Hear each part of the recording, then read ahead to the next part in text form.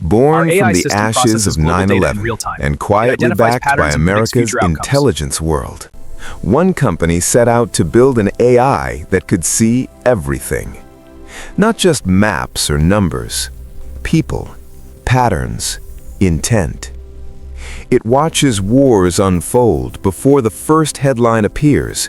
It traces borders as if they were lines of code. It tracks pandemics as they move city by city. And it follows money as it changes hands, disappears, and reappears somewhere else. Governments rely on it. Corporations build decisions around it. And yet, most people have never heard its name. This is Palantir. And depending on who you ask, it is either the most powerful data company ever built or the most dangerous AI operating in plain sight. September 11th, 2001. 4 planes, 2 towers, nearly 3,000 lives lost. But behind the smoke and chaos, a single question haunted every intelligence briefing for years. How did we not see this coming? The United States didn't lack information. It had too much of it. Emails sat in one database, visa records in another, flight logs somewhere else, financial transactions buried in spreadsheets no human could fully read. Every agency held a piece of the puzzle. No one had the full picture. There was no single screen, All right, team, let's review no the key shared objectives. lens, The data here no shows our way to target connect metrics. the dots This strategy before will drive our disaster struck. success. And that failure created an idea that would quietly change how power works in the modern The world. projections are aligning perfectly. What if software and the could growth do metrics what are spiking. humans I'll couldn't? integrate the feedback loop now. What if a Great work. machine could scan oceans of data, emails, surveillance footage, passport records, satellite images, bank transfers, and surface the one signal that actually mattered? Not after the attack, before it. That idea didn't come from Washington. It came from Silicon Valley. And once it was built, there was no going back. But here's the real question. When you create a system designed to see everything, who decides what it should be allowed to see? The man behind the idea wasn't a general or a spy. He was a tech founder. Peter Thiel had already made millions stopping credit card fraud online. His algorithms could This spot small a seed stolen holds infinite card potential. faster than a Watch as human it ever integrates and could, grows, just by transforming watching into something patterns. greater. And that led him to a dangerous thought. If software can detect a stolen credit card, why can't it detect a stolen airplane? Why can't the same logic that flags fraud flag terrorism? Thiel believed the problem wasn't intelligence failure, it was interface failure. Humans were drowning in data, but starving for understanding. So he helped fund a company with a strange name taken from fantasy lore, Palantir, the all-seeing stones from Lord of the Rings. A fitting name for a company obsessed with visibility and secrecy. Palantir didn't launch like a normal startup. No flashy demos, no press tours, no big promises to advertisers. Its first major backer wasn't Silicon Valley royalty. It was In-Q-Tel, This the structure is a CIA's complete mess. I venture know, it's capital completely arm. baffling. How are we supposed Yes, to deal with the this? CIA It's has one, impossible. and no, Any they ideas? don't I'm advertise stumped. it. What about this? The mission Yes, was clear. that could work. Build Let's try it. software that could do what no analyst ever could. Blend messy, siloed government data into one unified view of reality. But early Palantir was far from perfect. The software was powerful, but complicated. One government official famously said using it felt like flying a space shuttle just to find your car keys. Agencies resisted, bureaucrats complained, some feared it, others dismissed it. But behind closed doors, Palantir kept building. They weren't chasing profit, they were chasing belief. The belief that the next catastrophe wouldn't be missed because of disconnected spreadsheets. And slowly, quietly, that belief started turning into something far bigger than anyone expected. Because once you build a tool that can see hidden connections, It doesn't stop working just because the war ends. By the mid-2000s, the idea was finally tested where failure meant death. Iraq, Afghanistan, 2 wars, thousands of patrols, millions of data points. Every roadside bomb left behind reports. Every raid created documents. Every phone call, purchase, meeting, and movement added another dot to the map. Commanders weren't lacking courage, they were lacking clarity. Information arrived late, incomplete, and disconnected. One unit knew what happened, another knew who, a third knew where. No one knew why. Palantir entered this chaos with software called Gotham. Instead of reading reports, analysts could see relationships. Who brought the phone, who sent the money, who met whom, where the paths crossed. It looked less like military software and more like Google Maps for human behavior. For the first time, the battlefield wasn't just terrain, it was a living network. Special forces loved it. Intel teams trusted it. Field commanders asked for it by name, not because it was ordered, but because it worked. Gotham didn't just explain what already happened, it showed what was about to happen. And that's when something important changed. Palantir was no longer just helping wars be fought, it was shaping how wars were understood. But here's the thing about powerful tools. They never stay in the box they were built for. If software can map insurgents, what happens when it starts mapping civilians? At first, the mission felt clean. Terrorists, battlefields, clear enemies. But power doesn't like boundaries. Soon, domestic agencies wanted access. Immigration enforcement, homeland security, federal investigators. The same software that once tracked bomb networks was now tracking people inside the country. Social connections, employment histories, travel patterns. Not because someone committed a crime, but because an algorithm suggested risk. Civil rights groups raised alarms. Was this surveillance? Predictive policing? Digital profiling? Inside Palantir, employees began asking uncomfortable questions. The numbers are off. Look at the Some dashboard. had joined to if the stop projections are way down. terrorists, We need to adjust not the to strategy. help Agreed. detain Let's meet. families, not to label people as threats based on associations. Letters leaked, protests formed, a few engineers walked out. But outside the office, the contracts kept growing. Because Palantir wasn't selling software anymore, it was selling certainty. And once governments taste certainty, they don't give it back. Still, the biggest shift hadn't happened yet. Because while governments argued ethics, corporations were watching closely, and they saw opportunity. Governments move slowly, corporations don't. Executives saw what Palantir could do in war zones and asked a simple question.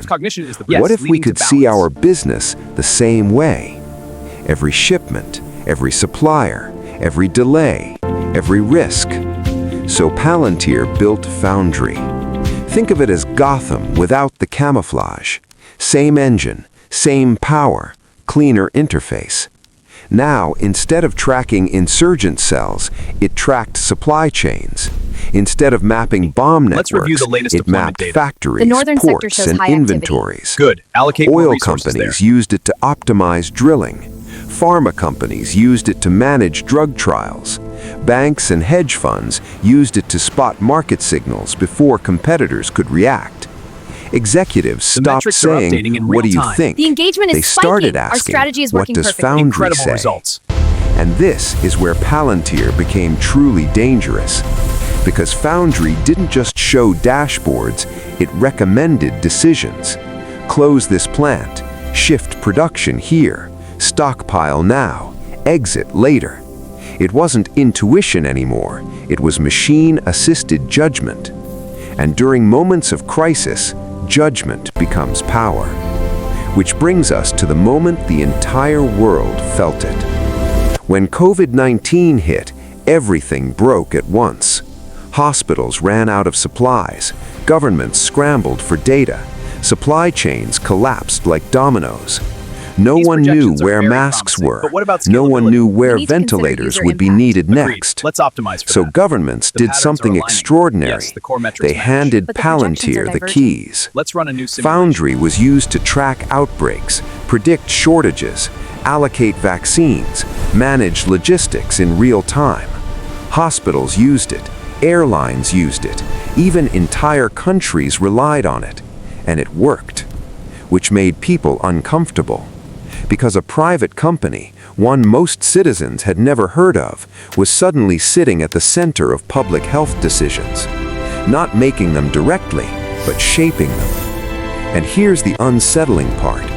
Almost no one outside Palantir fully understands how its system reaches conclusions. It's not a spreadsheet. It's not a simple model. It's a black box of influence. And once a black box proves useful, people stop asking how it works. They just keep using it.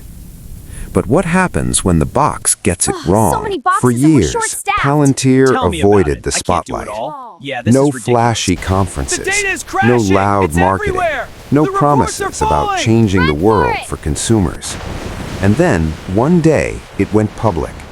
No roadshow, no hype tour, The first incident no was here. smiling The second executives followed the selling a river. They're dream. connected. Look at the Just pattern. a is quiet next. message must to act Wall now. Street. We're tradable now. Investors didn't know what to make of it. Palantir wasn't like other tech companies. It wasn't built on ads. It didn't chase users. It didn't even grow that fast. Its revenue was lumpy. Its profits were inconsistent. Its customers were governments, militaries, and massive corporations with long contracts and longer memories. So why did investors care? Because Palantir wasn't selling software. It was selling positioning. If Google organizes information See, and this is the main Amazon process. organizes But how does commerce, it connect? Yeah, what's the Palantir input? Right here. organizes It all flows decision-making. It sits upstream of action, before policies are written, before money moves, data shows a clear before path troops forward. deploy, I agree. The projections before are promising. factories Let's shut review down. the integration points. Investors weren't selling earnings. They were buying proximity to power. And power compounds. The IPO revealed something else, too. Palantir wasn't just a defense company anymore. It wasn't just an enterprise tool. It was becoming infrastructure. And infrastructure doesn't need to grow fast. It just needs to be hard to replace. But the world was about to remind everyone why Palantir had been built in the first place. Because war was coming back to Europe. February 2022. Russia invades Ukraine. Tanks roll in, missiles fly, supply lines stretch thin. But modern war isn't just fought with weapons, it's fought with information. Ukraine needed to know where equipment was moving, where fuel was running low, where the next strike was likely to land. Palantir was there. Not with soldiers, not with sure how to bombs, categorize with this. data. Its software helped map Russian logistics, identify weak points, coordinate responses faster than traditional intelligence cycles. This wasn't yesterday's war room with paper maps and red pins. This was live data flowing into a system that could simulate outcomes in real time. If this convoy moves here, then this response works best. If artillery shifts there, then reinforce this zone. Palantir called it AI-assisted warfighting, a clean name for something deeply unsettling. Because once algorithms start advising where to aim, the distance between analysis and action collapses. Critics called it software militarism, a digital arms dealer, a war profiteer without factories. Palantir's response was simple. We don't pull the trigger, we provide the picture. But pictures change behavior, and behavior changes outcomes. The bigger issue wasn't Ukraine, it was what came next. Because if AI can guide war, it can guide everything else too. Palantir's ambition no longer stops at understanding the present. It wants to simulate the future. Economic crashes, supply chain breakdowns, civil unrest, energy shortages, not after they happen, before. Using what it calls advanced decision platforms, Palantir now runs scenarios. If inflation spikes here, then instability rises there. If this port closes, then these industries feel it first. If social pressure builds in this region, then intervention might be needed here. Governments quietly use these tools for long-term planning. Corporations use them to protect profits. Financial institutions use them to manage risk. In simple terms, Palantir is trying to become a weather forecast for society. Not perfect, not guaranteed, but influential. And here's the uncomfortable truth. When enough powerful people rely on the same forecast, the forecast starts shaping reality. People act on predictions. Markets move because someone expects them to. Policies change because a model suggests risk. At that point, the software isn't just observing the world, it's nudging it. And that brings us to the final question. Part 10. Who is really in control? Palantir began with a promise. Never again miss the warning signs. Never again let disconnected data hide the truth. Never again be blind. And in many ways, it succeeded. Lives were saved. Resources were optimized. Decisions became faster and sharper. But power rarely stays in the shape it was born in. A tool built to prevent catastrophe slowly became a system that influences how governments govern, how corporations operate, and how wars are fought. Most people will never log in to Palantir. They'll never see its interface. They won't know when it's being used. They'll just live downstream from its decisions. Prices change, policies shift, borders tighten, markets react. And no one can point to a single human in charge. That's the real story here. Palantir isn't evil. It isn't heroic. It's something more modern, an invisible layer between data and action. And in a world where information is power, the ones who organize information don't need to rule openly. They just need to be everywhere decisions are made. So the question isn't whether Palantir is watching. The question is, who's watching the system that watches everything else?